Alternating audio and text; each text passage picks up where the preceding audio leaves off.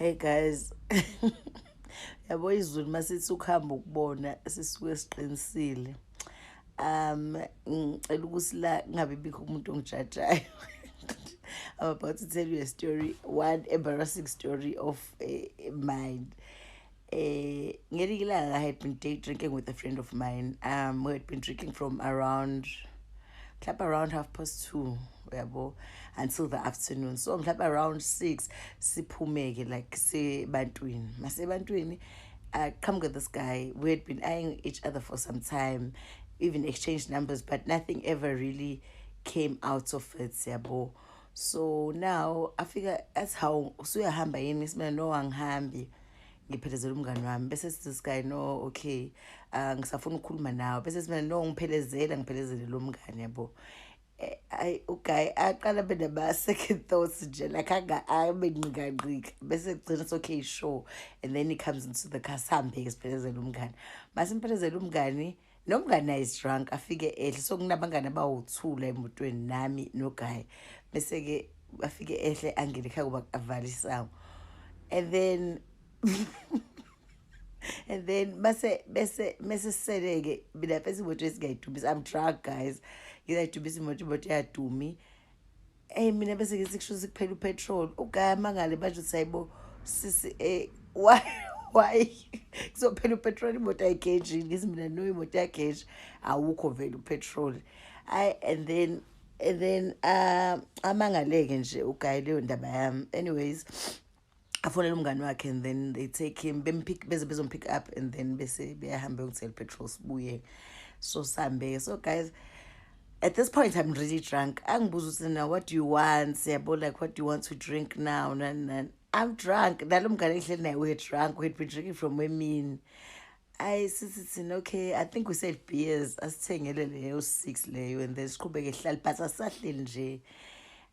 And then later on, kusho mina in my mind sengihlaliswe ukuthi vele I want to go with this guy. Bese sike uguy ke Mrs. Guy we're gonna go to his friend's place. I guess no, mina ngihamba my friend's place. I'm gonna go to your place.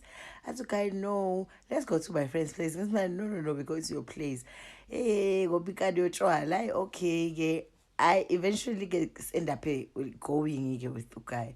Must go with the guy, must figure kai kubo. Hayo guy ahamba ovula endlini. Ngiyabona ngithi nami ke ngibona ukuthi ayisho is safe, and then he comes to the car figures no yehle yabo bese simina okay. Hayi ngehle ngimlandela uguy mangena bese ka guy erumini la guy. Okay, before ngichaze kune L shape yendlu la esikhona. So yena uze emnyangweni or like the last door ku L yabo.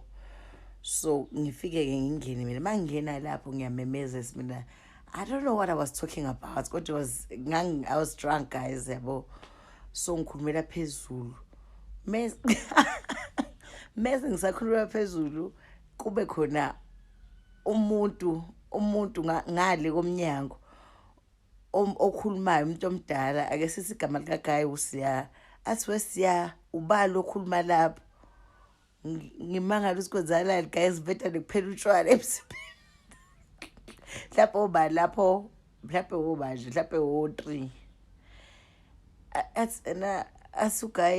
asugayi umpume okushuza igama lami elisho umpumeke noma umpume shuthi girlfriend yakhe eyaziwayo la ekhaya. Mangithi ngiyaqalaza usi le voice iqhamukapi la ekamereni kaguy connect the last room lesikuyo is connected to the next room kodwa akuvaliwe umnyango kufakwe ikhethini. Bakufakwe ikhethini amemeze mfethu umuntu omdala athi and how umthathaphi umpume ebusuku kanje. Hayibo mfethu ngimangale yabo.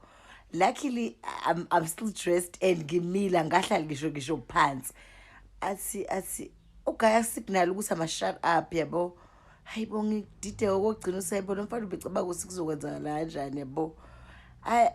Aqede lapho futhi guys aqede lapho athi uma aqeda lapho uma khona athi hayibo angifuni asuke uma khona shuthi ngale eze la le room esikuyona afika siyawe mntanami hawe ma yazi ngaqala uhlalela iteje ngithi yebo mathi unjani singempela athi ngiwapi hawe ma ngiz explain athi mama ngisacela ukuthi uhambe hayibo oh before asicela ngaba athi ubaze lapho uguy ubaze lapho siya ngithi mina ngiyamazi nje khona around here yabo athi ngicela ukuthi ungihambele hayibo mfethu hayi ngithi mina okay ngivula umnyango akithi guys ngisathukile I'm drunk ngivula umnyango mangivula umnyango aphume noguy angilandela athi hayibo don't go mama uyaphapha kanjani ngiqale ngithi mina yibo wena bese kuzokwenzalani la kuma wakhe on the other side like engale kwekhethini yini ebizokwenzeka athi nje umfana athi hayi wena you don't understand yabo relax umama uyaphapha ngithi mina yibo athi hayi uzolala khona manje kanti lo mama ngazi noma wayilalele noma lo mama veda avule ke manje ikhethini lase fasteleni ke manje athi ngithe ngicela uhambe hayi isipite kagijima ngase ngiyokhela imoto yeah guys what an eventful night yo